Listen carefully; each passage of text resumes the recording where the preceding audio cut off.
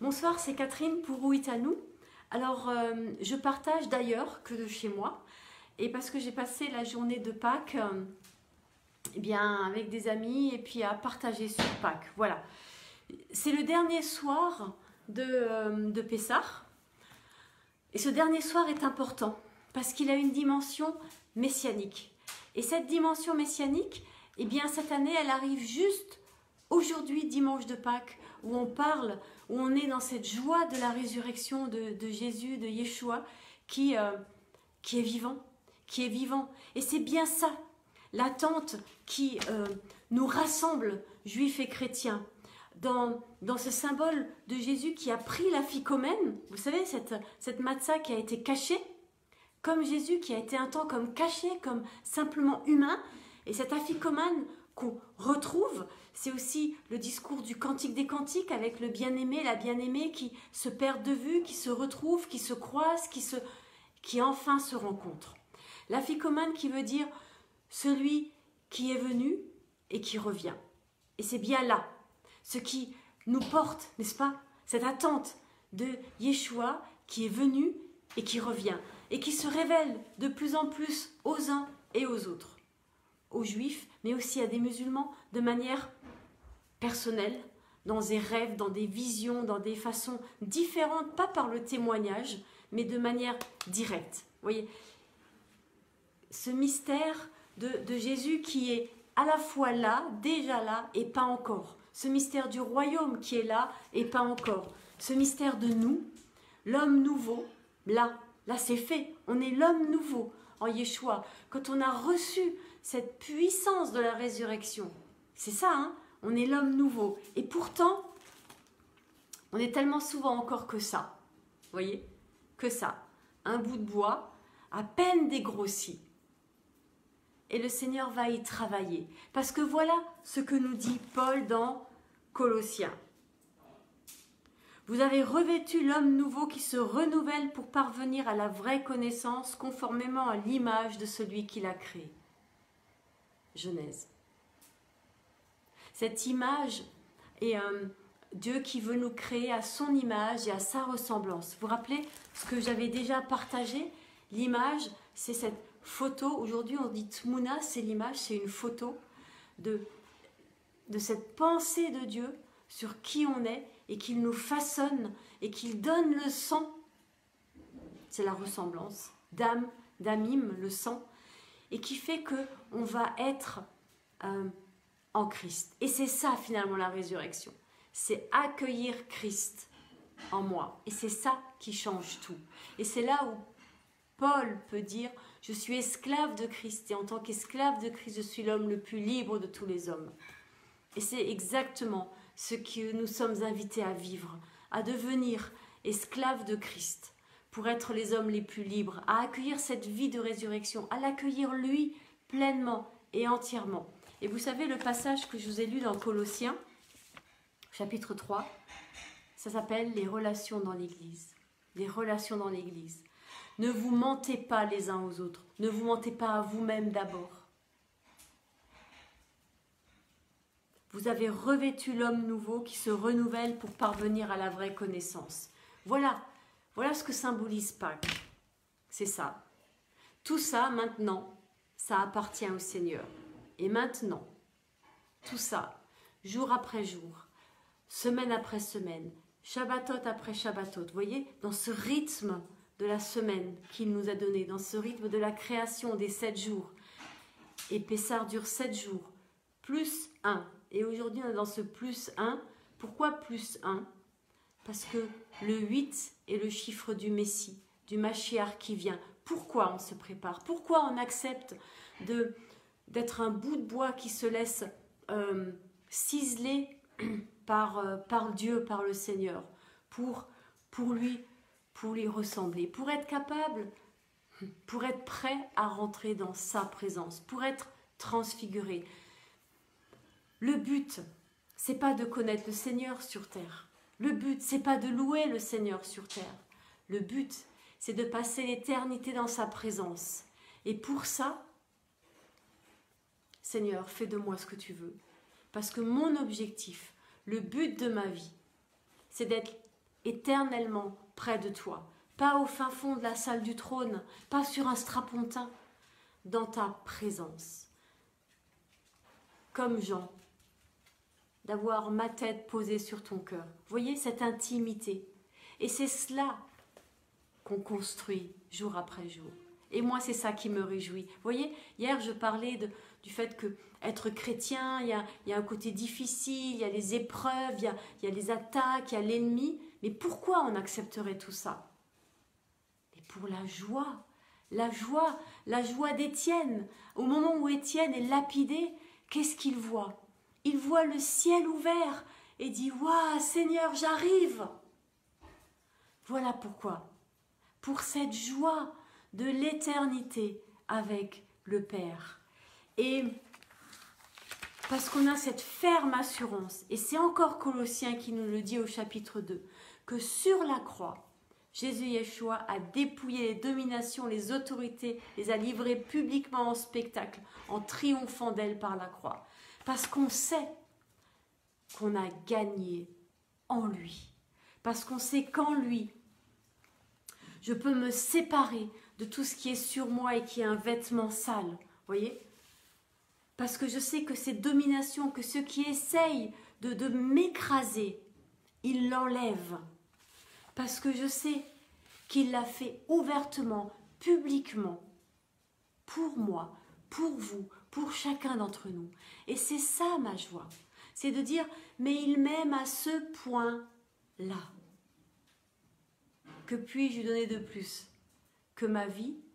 Que puis-je faire de plus qu'obéir et de dire, Seigneur, vas-y. Prends le marteau, le burin, le ciseau et tous les outils que tu veux, et fais de ce bout de bois une œuvre d'art. Psaume 139.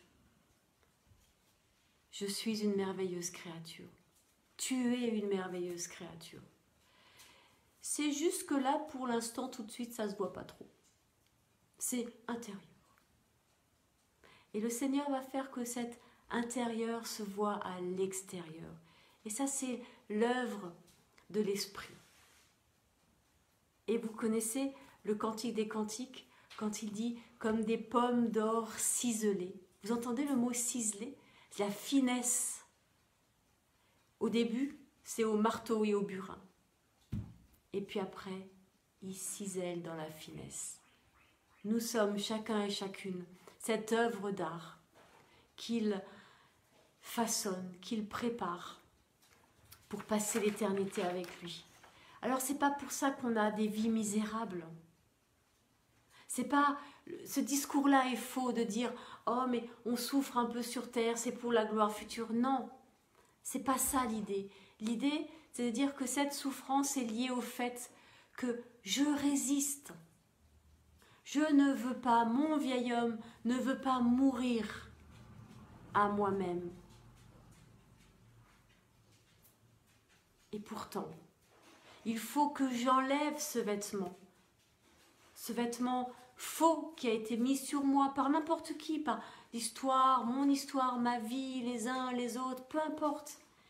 Mais ce vêtement est devenu mien et il faut l'arracher pour redevenir l'image. Cette image qui a été salie, souillée et que le Seigneur vient purifier de son sang. Et puis qu'il vient guérir, dont il vient prendre soin et qu'il façonne. Et tout ça va, au fond, prendre une vie et puis alterner. Alterner. Il y a des temps où le Seigneur il prend soin, il protège, il met de l'huile. Il y a des temps où il vient enlever des bouts. Regardez, et là il y a un bout, regardez, il y a un bout qui est enlevé. Là, hop là, ça il faut l'enlever. Vous voyez? Pour arriver au cœur. Qu'est-ce qu'il y a d'écrit là? C'est quoi qu'on va faire de ça? Lui, il sait. Il sait ce qu'il va faire de chacune de nos vies. Seigneur, je veux te faire confiance pour ce que tu vas faire pour ma vie et pour celle de tous les autres.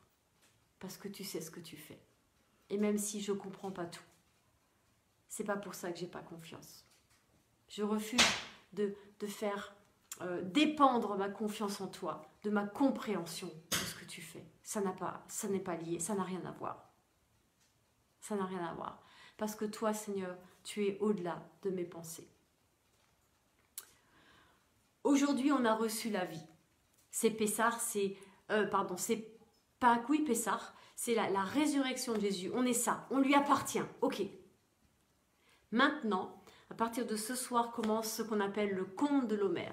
Et on va compter jusqu'à Shavuot, 40 jours. Jusqu'à recevoir quoi? La parole. Parce que lui appartenir, c'est toujours être ça. Recevoir la parole, c'est commencer à le laisser me façonner. Prêt? Et le Seigneur va venir nous façonner. Et c'est par sa parole qu'il nous façonne.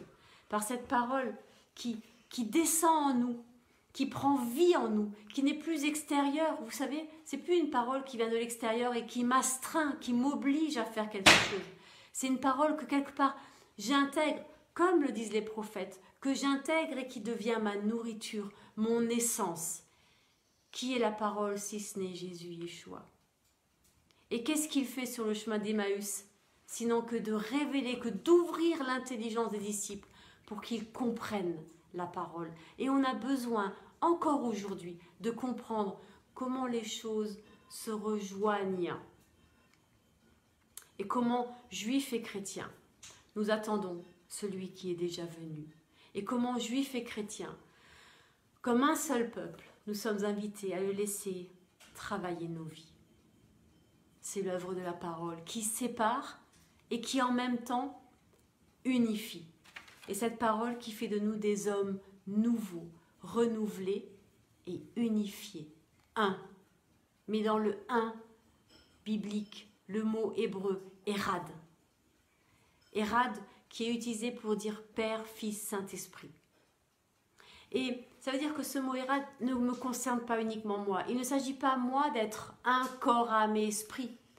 Parce que si je suis un corps, âme, esprit, eh bien il manque l'essence, ce qui permet que je sois un corps, âme et esprit, à savoir l'Esprit Saint qui vient en moi. Sans l'Esprit Saint qui vient en moi, je ne peux pas être un corps, âme et esprit. Parce que cette unité, eh bien, elle est étrangère à l'humanité.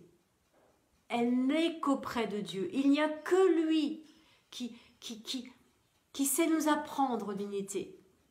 Il n'y a que lui qui sait nous apprendre la réconciliation. Et je me rappelle, je nous rappelle, je redis cette prière de Jean, de Jésus dans l'évangile de Jean. Père, fais qu'il soit un comme toi et moi nous sommes un. Quel est le modèle de l'unité? C'est lui, c'est Yeshua. La manière dont il a vécu sa relation avec le Père. Est-ce que j'en suis là? Ça veut dire quoi, j'en suis là? À recevoir des révélations? Non, c'est pas ça que Yeshua a vécu. C'est à soumettre constamment sa volonté à celle du Père jusqu'à dire « je ne fais rien que je n'ai vu d'abord faire au Père ». Et là, notre réflexe de croyants juifs et chrétiens, c'est de dire « c'est écrit où dans la parole ?» Vous voyez, de montrer « c'est écrit où ?» Ça marche comment? Explique, Bible en main, comment ça fonctionne. Revenir à la parole, que cette parole, voilà, soit complètement en nous. Amen. On se retrouve demain pour le partage de dimanche.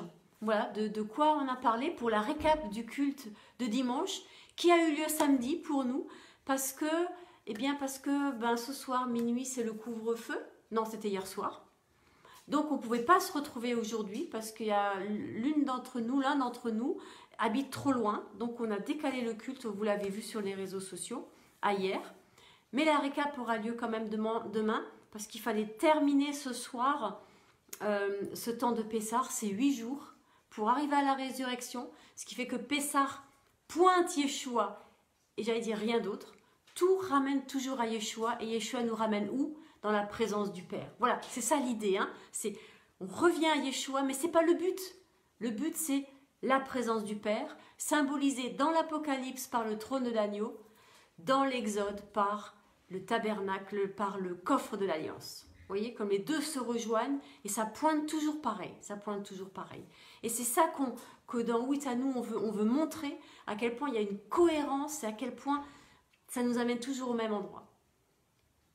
Devant le Père, au nom du Fils et par le Saint-Esprit. Vous voyez le cheminement.